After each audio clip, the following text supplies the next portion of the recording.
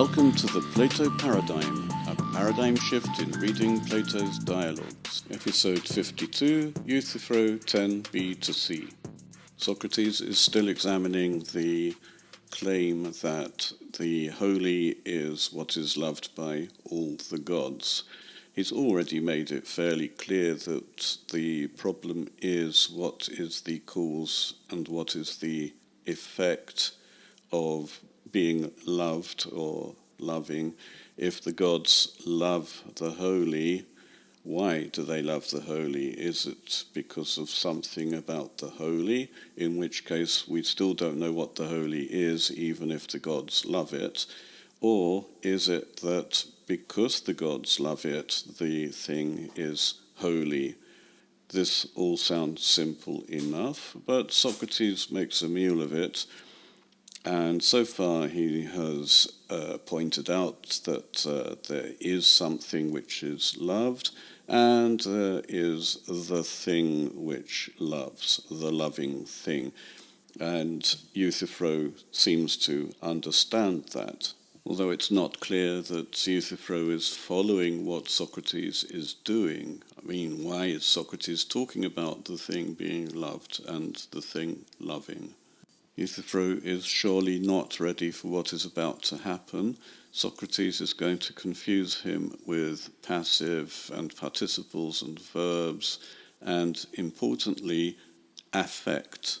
But we should let Socrates do the talking.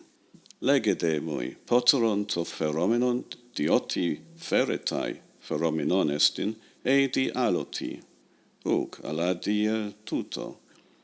So tell me, is the thing being carried, because it is carried, it is a thing which is carried, or because of something else? No, because of this.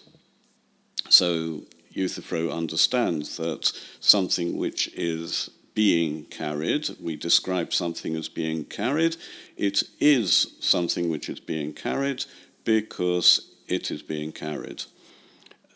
In the Greek, we have participles and a verb, so it doesn't sound tautologous. It's not that something being carried is being carried because it's being carried. That wouldn't make any sense.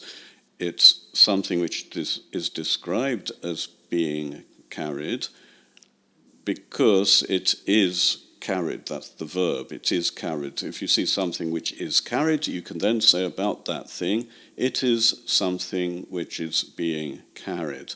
Apart from that, we have the problem again of the definite article, to pheromenon, the thing being carried, which can be a particular, a definite particular, the thing being carried over there, or it can be a generalization, being carried. And then the predicate, what is said about the being carried in Greek, doesn't have a definite article, and this is what we see here. To pheromenon estin. The thing being carried is being carried, but it can be the thing being carried is the thing being carried because it is carried. Does the thing being carried add anything here? Is this an abstraction? Actually, no, because the abstraction being carried isn't itself carried. So the verb is carried can only apply to a particular thing. So it is the thing being carried. The thing being carried, because it is carried, is the thing being carried. That would be the best translation. We saw last time that Socrates can also say pheromenonti, something being carried, and the question then would be, why does Socrates confuse the issue by referring to something indefinitely and then definitely? Is he as confused as Euthyphro? Obviously not. We have seen that Socrates himself has already made the point that there's a difference between hosion and tohosion, holy and the holy. And he's pointed out already to Euthyphro that he's not looking for something holy, but the thing which is in everything holy. Euthyphro is clearly not thinking abstractly, and he understands all of this as dealing with particulars. Socrates carries on with a few more examples. Kaito agomenon de dioti agetai, kaito horomenon dioti horatai, panuge. And the thing being led is so called, we understand, because it is led. And the thing being seen is so called because it is seen. Quite. Even though Euthyphro appears to understand all of this, Socrates carries on. Uk ara dioti horomenon gestin diatuto horatai, alato enantion dioti horatai diatuto horomenon. Ude dioti agomenon estin diatuto agetai, ala dioti agetai diatuto agomenon. Ude dioti feromenon feretai, ala dioti feretai feromenon. Ara katadelono Euthyphron hobulomai legen. So it's not because there is something being seen that because of this it is seen, but quite the opposite, that because it is seen, because of this, it is something being seen. And it is not because there is something being led, that because of this it is led, but because it is led, because of this, there is something being led. And it's not because there is something being carried that it is carried, but because it is carried, there is something being carried. Isn't this quite clear, Euthyphro, what I mean? In the text, Socrates just carries on talking, but I would say here he waits for Euthyphro to say something, and Euthyphro doesn't say anything. Giving so many examples, all doing the same thing, isn't really that helpful. It's actually confusing, and Euthyphro is suitably confused. Socrates now explains what he means, again not very clearly. Ulomai de tode, hoti eti gignetai, eti pasche, uch hoti gignomenon estin gignetai, al hoti gignetai gignomenon estin, ut hoti paschon esti pasche, al hoti pasche paschon estin, usun chores huto, egoge.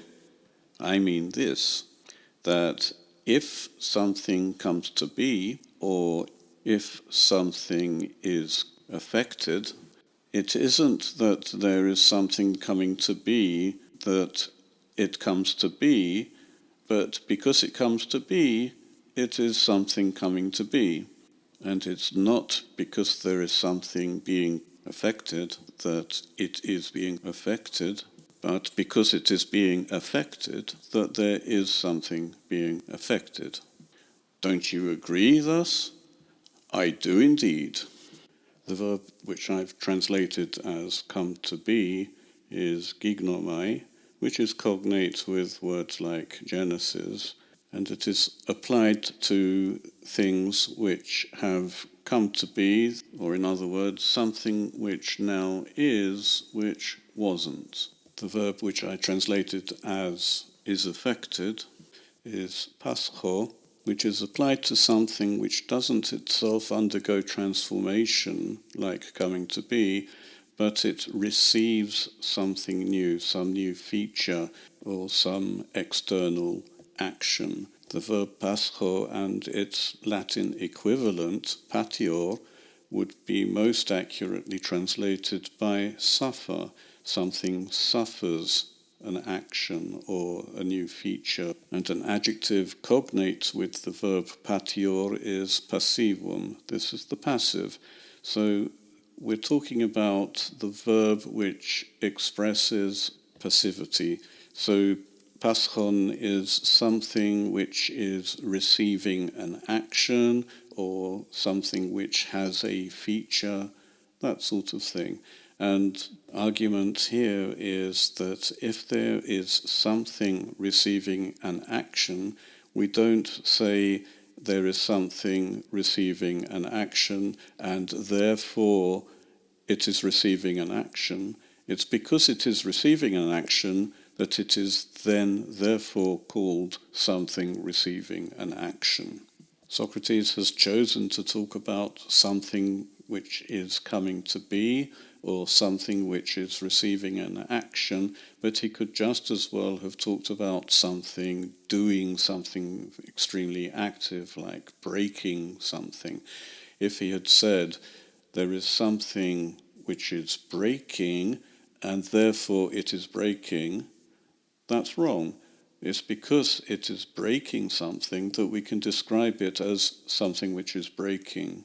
In all these cases, some activity has to be happening in order for something to be described according to that activity. Why then did Socrates choose as his two examples something coming to be or something being affected? He goes on and it becomes clear immediately. Ukun kai to philumenon e gignominon tiestin e paschonti hupotu panuge.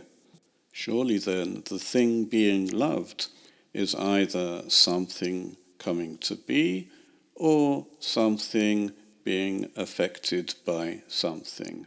Quite. Euthyphro seems to be happy with this, but it isn't all that simple or straightforward. To philumenon, the thing being loved, may be a particular definite thing. Something over there, you can see it, it's being loved. Or it could be a general idea, the thing being loved in general, so any particular thing which is being loved, we're talking about that. And then by abstraction, being loved. Whatever Socrates might actually intend, he knows that Euthyphro will regard this as the particular thing being loved. Socrates had summed up his earlier examples with the two main verbs coming to be or being affected, and he's using them now as if those are the only two options. The thing being loved is either something which comes to be or something which is being affected by something else. In fact, both options are applicable here. The thing now being loved wasn't something being loved once, therefore it is something becoming.